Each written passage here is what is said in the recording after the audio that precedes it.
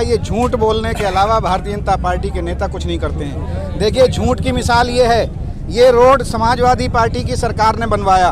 हमने आदरणीय अखिलेश यादव जी से सिफारिश करके ये रोड बनवाया और फोटो किसका लगा है? ऐसे हंस रहे हैं जैसे इनके अब्बा ने बनवाया कि ये सरकार चाहे उत्तर प्रदेश की हो चाहे देश की सरकार हो, दोनों सरकारें फेल हैं। मनीषियों ने लिखा है कि धर्म अफीम का नशा है और इनने उस नशे में, धर्म के नशे में लोगों को विक्षिप्त कर दिया और अपनी सरकार बना ली। नमस्कार, स्वागत है आपका हमारे चैनल स्टार न्यूज भारत में।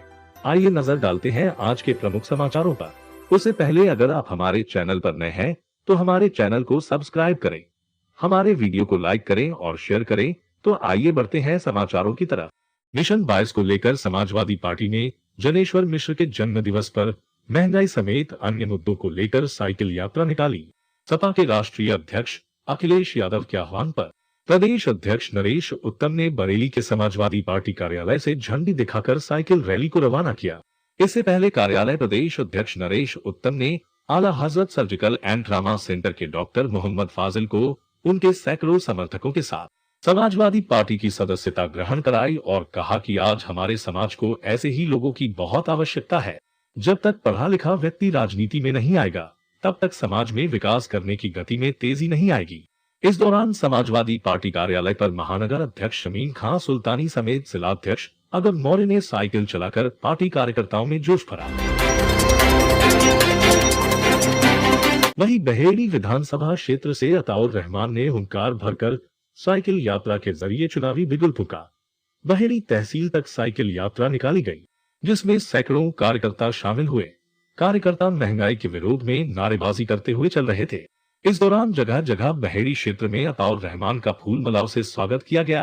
जी, आज जानना चाहेंगे, आप साइकिल यात्रा है उसको लेकर आज प्रदर्शन कर रहे हैं, किसको लेकर? आदरणीय अखिलेश यादव जी के आह्वान पे पूरे उत्तर प्रदेश में हर तहसील पे साइकिल रैली निकाली जा रही है, क्योंकि आज स्वर्गीय श्री जनेश्वर मिश्रा जी की जयंती है। इस मौके जिन्होंने बहुत संघर्ष किया, जिन्होंने लोकसभा चुनाव भी ऐसे आदमी को हराया जो उत्तर प्रदेश का मुख्यमंत्री बना और देश का प्रधानमंत्री बना, माननीय वीपी सिंह जी, और जिन्होंने बहुत संघर्ष किया है। तो ऐसे मौके पर आज हम लोग साइकिल रैली निकाल रहे हैं, लोगों को ये बताने के लिए कि इस सरकार में बेकारी है, बेरोजगारी है, भ्रष्टाचार है, महंगाई है, पुलिस उत्पीड़न है, महिला उत्पीड़न है। पूरे उत्तर प्रदेश में एक अराजकता का माहौल है।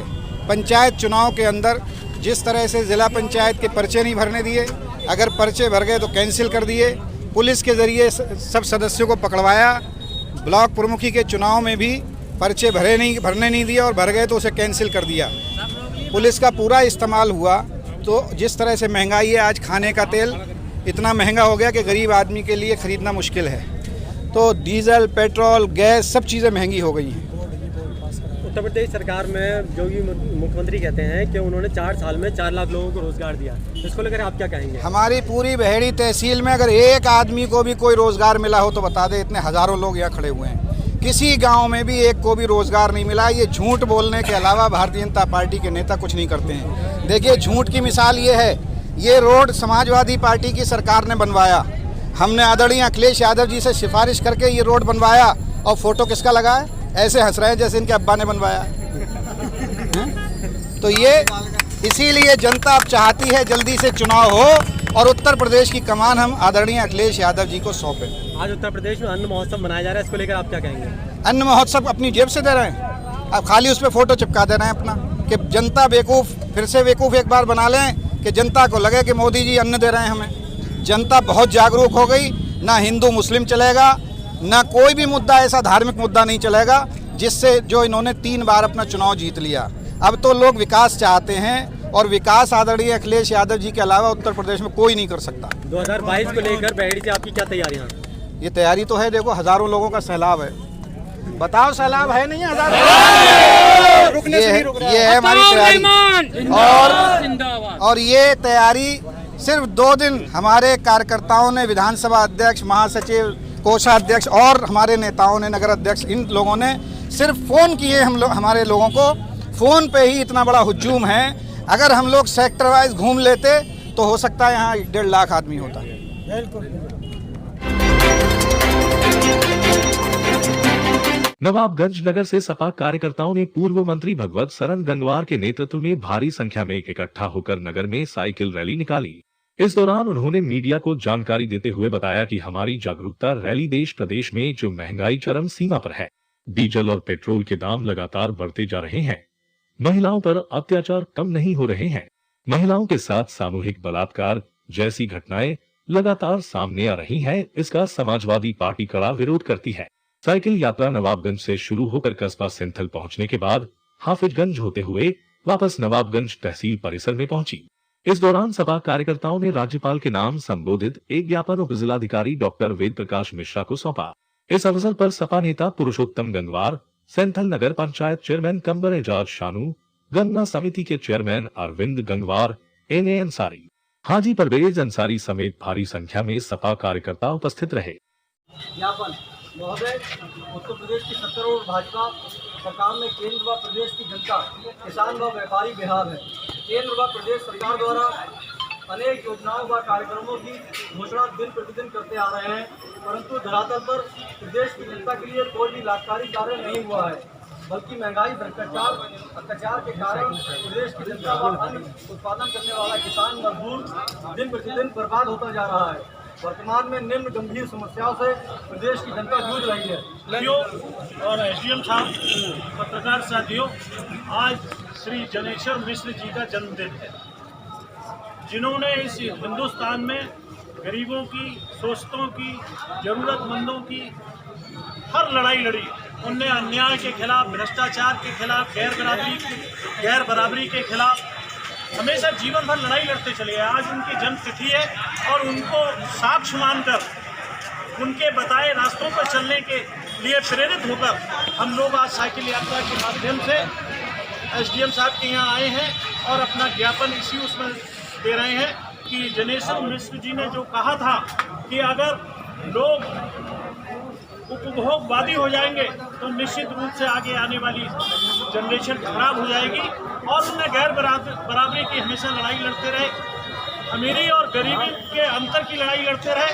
तो आज उन्हीं को हम साक्षी मानकर एसडीएम साहब को ये ज्ञापन सौंप रहे हैं और आशा करते हैं कि वो महामहिम के पास भेज देंगे और इन पर अपना एक प्रबल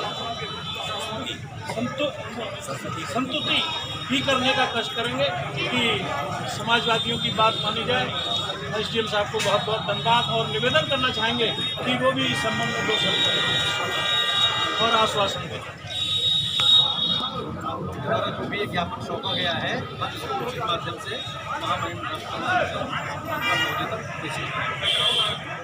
सबसे पहले नमस्कार। आज का जो कार्यक्रम है साइकिल यात्रा का, हमारे बहुत वरिष्ठ नेता छोटे लोहिया के नाम से प्रख्यात इस देश के शोषित और गरीब समाज के प्रति काम करने वाले, समाजवादी आंदोलन के खड़े करने में सहयोग करने वाले श्री जनेश्वर मिश्र का आज जन्मदिन है और उनके जन्मदिन में की यादगार बनाने के लिए माननीय अखिलेश यादव जी के नेतृत्व में आज पूरे प्रदेश के अंदर हर विधानसभा में साइकिल यात्रा का आयोजन किया गया। उनकी याद की गई और उनके बताए रास्तों पर चलने की हम लोगों ने प्रतिज्ञा की। क्या लग रहा है, कानून व्यवस्था में कोई सुधार हुआ है अब तक? बात चाहे कानून व्यवस्था की हो, चाहे अन्य आर्थिक व्यवस्था की हो, चाहे महिलाओं के सुरक्षा की बात हो, हर मामले में ये योगी सरकार फेल है। और यही सरकार नहीं, जो लोग भ्रष्टाचार मुक्त सरकार देने के वादे पे सरकार में 14 में आए, लेकिन पूरा हिंदुस्तान जानता है कि पूरे हिंदुस्तान की स्थिति क्या है। गरीब और गरीब होता चला जा रहा है। किसान और लघु उद्योग दो ऐसे काम थे जो भारत की जीडीपी को मेंटेन करने का काम करते थे, लेकिन वो सारे के सारे लोग आज पस्त हैं। किसानों की ऐसी दुर्दशा कर दी है और देश की सरकार ने एक ऐसा काला कानून बनाया जिसमें 8-10 महीने से किसान देश की राजधानी में बैठा हुआ है, आंदोलनरत है, लेकिन किसानों की बात की सरकार के कानों पर कोई जू नहीं रेंग रही है। और इन्हीं सब बातों को लेके माननीय राष्ट्रीय अध्यक्ष हमारे श्री अखिलेश यादव जी का ये नेतृत्व में हम लोगों ने आज की साइकिल यात्रा की। हमारा एक कहना और है कि ये सरकार चाहे उत्तर प्रदेश की हो, चाहे देश की सरकार हो, दोनों सरकारें फेल हैं और इनने धर्म के नाम पर, यानी लोग मनीषियों ने लिखा है कि धर्म अफीम का नशा है और इनने उस नशे में, धर्म के नशे में लोगों को विक्षिप्त कर दिया और अपनी सरकार बना ली। सरकार बनाने के साथ अब ये लंबे समय सरकार चलाना चाहते हैं और लोगों को गरीब करना चाहते हैं, क्योंकि गरीब करके ही जनता आंदोलनरत नहीं होगी, बदला लेने की नहीं सोचेगी।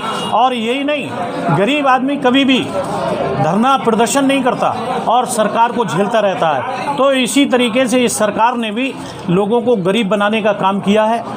अगर 1998 से लेकर 2014 की बात करें तो आर्थिक सुधार नीति का जो खाका मनमोहन सिंह जी ने खींचा था, पूरे देश के हर गरीब के पास पैसा था, लेकिन आज 14 के बाद में गरीब भुखमरी की कगार पे है। किसान लगातार आत्महत्याएं कर रहा है और देश में की बड़ी ख़राब स्थिति है। और बात करें योगी की, 22 के चुनाव होने हैं निश्चित। आप पूछेंगे कि 22 के चुनाव में क्या होगा, मैं पहले ही बता दूं कि 22 के चुनाव में ये सरकार अगर कोई धार्मिक उन्माद फैला दे तो बात अलग है। वैसे अखिलेश जी को लोग याद कर रहे हैं, समाजवादी पार्टी को याद कर रहे हैं और कामों को याद कर रहे हैं।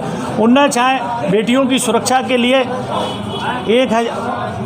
1090 की बात हो, गरीबों के मरीजों की बात के लिए एम्बुलेंस और सुधार, इसके अपराध सुधार के लिए 100 नंबर का जो खाका खींचा था, कहीं भी अपराध होने बंद हो गए थे, राजनीति बंद हो गई थी, बहनों बेटियों के साथ गलत नियत से कोई खराब काम होना बंद हो गया था। लेकिन आज फिर वही सब बातें शुरू हैं। और काम की बात करें तो पहली सरकार अखिलेश यादव की है इस पूरे देश के अंदर, जिसने इतने काम किए। चाहे अगर हम याद करें लखनऊ से लेके आगरा तक का रोड, चाहे याद करें जिस पे हवाई जहाज उतार दिए, चाहे बात करें किसानों की तो गन्नों के भुगतान की बात हो या मूल्य की बात हो, एक बार तो सरकार ने 40 रुपये पर क्विंटल के हिसाब से सरकार ने भुगतान किया था, लेकिन किसानों को परेशान नहीं होने दिया। भुगतान लगातार समय से होता रहा। किसानों की कमर, धान की फसल में कमर तोड़ दी, 1100 रुपये धान बिकवा दिया। आज गेहूँ आज के दिन पिछली सरकारों में 2200-2400 तक पहुंच जाता था, आज 1600 रुपये, और वो भी सरकार का समर्थित मूल्य से नीचे पहली बार बिक रहा है गेहूँ। तो हर तरफ ये सरकार फेल है। और एक काम तो इस सरकार का इतना स्पेशल है कि किसानों की फसल सफ़ेद पशुधन के नाम पर बर्बाद हो रही है, और उस बर्बादी का भी कारण एक ही है कि किसान गरीब हो जाए, किसान अपनी आवाज़ को मुट्ठी तान के उठाना बंद कर दे और इस सरकार के जुल्म झेलती रहे। तो ये अब 24 और 22 के चुनाव के बाद ये दिखाई नहीं पड़ेंगे। इस बार तो ये 17 साल के बाद आए, अब की 40 साल तक इन लोगों की शक्ल देखने को। 2022 में समाजवादी पार्टी जनता के बीच किन मुद्दों को लेकर जाना चाहती है? मेरे मुद्दे ही मुद्दे हैं भाई। अखिलेश जी का काम, अब आप कहोगे काम पे फिर सरकार क्यों हार गई। हमने कहा कि धार्मिक उन्माद जिसे मनीषियों ने लिखा है अफीम का नशा, उस पर ये जीत गए। आप याद करें 19 के चुनाव के समय में बालाकोट कांड को, जहां फौजियों की हत्या करवा दी, उसके बाद में बदला लेने गए, हमारा एक हवाई जहाज़ गिरा लिया उनने, पायलट पाकिस्तान में पकड़ लिया पाकिस्तान की फ़ोर्स ने, लेकिन शाम तक वो भी वापस आ गया इज्जत से। तो कैसा बदला लेने गए? कोई देश ऐसा होगा जो किसी पायलट को दिन के दिन छोड़ दे? तो आप 22 में इतने मुद्दे हैं, फिर हम लोगों की मेहनत है, हम लोगों की ईमानदारी है, हम लोगों की नेक दिली है, हम लोग सबके साथ रहते हैं। मैं तो व्यापारियों की भी बात कहना चाहूँगा, व्यापारियों की मानसिकता जरूर, जो हिंदू व्यापारी हैं उनकी भारतीय जनता पार्टी और संघ है, क्योंकि उन्हें धर्म का नशा बहुत ज़्यादा रहता है। लेकिन क्या जीडीपी को लेकर परेशान नहीं है? क्या किसी की बिक्री हो रही है? समाज के पास पैसा नहीं है? तो ये सब दुर्दशाएं भारतीय जनता पार्टी ने कही हैं। इन्हीं सब बातों को लेकर समाजवादी पार्टी सरकार में आएगी। हाल ही में योगी जी ने आज का जो हाल है 81 मुकदमे हैं और समाजवादी पार्टी की तरफ से कोई आंदोलन नहीं किया गया, उसे किस नजरिए से देखते हैं? ऐसा है, ये सब बातें, बहुत सारी बातें हैं इसके पीछे। समाजवादी पार्टी उनकी लगातार पैरवी में, हाई कोर्ट से लेके और निचले कोर्टों तक उनकी वकालत से लेके सारे काम कर रही है समाजवादी पार्टी लगातार उनके बारे में चिंता कर रही है। नहीं, आप ये मानते हैं उन पर जो मुकदमे वो फर्जी है? मेरे मानने की तो, मैं तो उनका बेटा कहें, छोटा भाई कहें, मुझे तो सब मालूम है, लेकिन पूरा हिंदुस्तान का जनमानस कह रहा है कि आजम खान साहब को गलत फांसा गया। आजम साहब क्या कोई आंदोलन नहीं कर रही उनके? नहीं, आंदोलन मेरे इसमें उनका भी आंदोलन है। आंदोलन में किसी में एक नहीं, जुल्म जातियों के खिलाफ आंदोलन है हमारा। सर, लास्ट सवाल है मेरा। योगी जी ने एक अभी बयान दिया था जिसमें विशेष समुदाय को टारगेट कर डीएनए में शक करने की बात कही थी, क्या कहते हैं? ऐसा है, मैंने अभी कहा कि वो धर्म के नाम पे ही कहना चाहिए विष फैला सकते हैं, और मैं तो कहूँगा हिंदू सोचता नहीं, और वो अफीम के नशे में चला जाता है धर्म के नाम पे, अफीम जैसे नशे में। और लेकिन उनकी तो सारी बातें ही ऐसी रहती हैं। वो तो समाज को बिगाड़ना चाहते हैं और बिगाड़ के अपना शासन करना चाहते हैं, लेकिन अब पब्लिक बेवकूफ़ नहीं है और पब्लिक निश्चित रूप से